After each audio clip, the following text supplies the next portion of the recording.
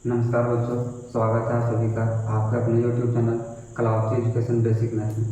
प्यारे बच्चों, आज हम लोग क्लास 9 जो NCERT गणित है प्रश्नावली 3 का प्रश्न क्रमांक 3 को देखेंगे।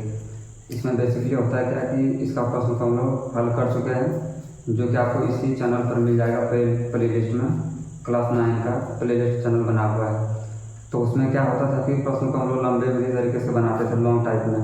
लेकिन अब जो एग्ज़ाम होता है वो ऑब्जेक्टिव होता है, और ऑब्जेक्टिव में आपको मात्र 4 ऑप्शन होता है। उस 4 ऑप्शन में से आपका जो सही एक ऑप्शन होगा उसका आंसर देना होता है, जिसमें से आप देखेंगे कि आप कम से कम समय में इस तरीके से बना सकते हैं। तो कैसे बना सकते हैं देखिए।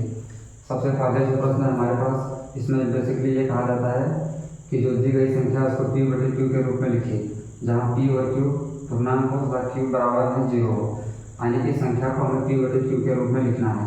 तो कैसे लिखेंगे देखिए। पहला प्रश्न को हम लोग हल करते हैं। फर्स्ट नंबर का प्रश्न हमारे पास हुआ है 0.6 का पुनरावृत्ति। इसको आप रैपिंग बोल सकते हैं या बार बोल सकते हैं। तो संख्या 6 पे जो बार लगा हुआ है इसको हटाना है और P/Q के रूप में लिखना है। अब यहाँ से आप ध्यान देंगे, बिल्कुल 20 से 30 सेकंड में आप उसको हल कर सकते हैं। सबसे पहले गौर आपको ये करना है कि कौन सी संख्या पर रैपिंग लगा हुआ है।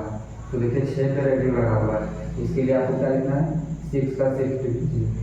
और दूसरी बात देखिए कितनी संख्या पे रैपिंग लगा हुआ है 1 2 डिजिट, जितना डिजिट रहेगा। तो देखिए एक संख्या पे रैपिंग यानी पुनरावृत्ति है, इसके लिए हम नीचे में भाग देंगे 9 से। जितना पुनरावृत्ति रहेगा उतना 9 नीचे लिखना है। अगर मान लीजिए हम 2 संख्या रहते हैं डबल 9 लिखते। अगर यदि किसी संख्या से भाग लग जा रहा है इसको विभाजित कर दीजिए, 3 से कटेगा, 3 दूनी 6 और 3 तिया 9, यानी इसका जो आंसर हो जाएगा 2/3। यही हो गया हमारा P/Q के रूप में, ये हो जाएगा हमारा आंसर। अब देखिए दूसरा जो प्रश्न है हमारे पास, दूसरा प्रश्न ये है 0.47 और 7 जो संख्या इस पर रैपिंग लगा हुआ है। अब थोड़ा देखिए, इस प्रश्न में केवल एक संख्या पर रैपिंग लगा हुआ था, लेकिन यह ऐसा संख्या है जहाँ 2 डिजिट है लेकिन रैपिंग केवल एक संख्या पर लगा है। तो इसको कैसे हल करेंगे देखिए। ये भी बिल्कुल आसान तरीका है। एक बार आप अच्छे समझ लीजिए, फिर दोबारा आपको कभी दिक्कत नहीं होगा और मात्र 20 से 30 सेकंड में बना लीजिएगा। तो करना क्या है, सबसे पहले जो संख्या दिया होगा उसको लिख लीजिए। तो संख्या हमारे पास है 4 7। अब इसमें से आप गौर करिए कि कौन सी संख्या पे पुनरावृत्ति नहीं है। तो यहाँ देखेंगे 7 पे, लेकिन 4 में पुनरावृत्ति नहीं है, तो इसमें से 4 को माइनस कर दीजिए। और दूसरी बात, जितनी संख्या पे रैपिंग रहता है उसके लिए हम एक 9 लिखते हैं। अगर 2 संख्या पे रैपिंग है तो हम 2 9 लिखेंगे, यहाँ पे एक 9 लिखेंगे।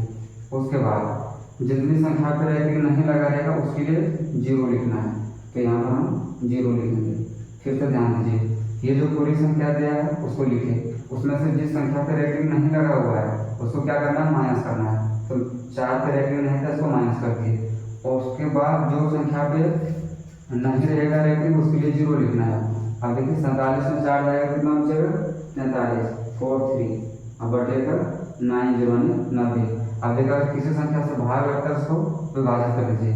तो यहाँ देखा ये किसी भी संख्या से विभाजित नहीं होगा, तो इसका जो आंसर हो जाएगा वो क्या हो जाएगा 43/90।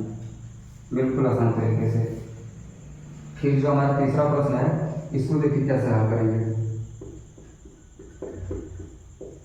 यहाँ पे जो संख्या है हमारे पास वो क्या है 0.001,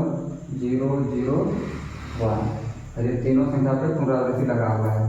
तो इसको कैसे हल करेंगे देखिए। आपको शुरू में बताए थे, अभी भी बता रहे हैं कि जितनी संख्या पे पुनरावृत्ति लगा है उसके बदले नीचे में आपको उतना 9 लिखना है। तो यहाँ देखिए 0.01 है, यानी कि दशमलव के बाद 0 का कोई मान नहीं होता, केवल इसको हम 1 लिख सकते हैं। उसके बाद देखिए कितनी संख्या पे पुनरावृत्ति लगा हुआ है, तो 1 2 3, नीचे में कितना 9 लिखेंगे 1 2 3। ये हो जाएगा इस प्रश्न का आंसर।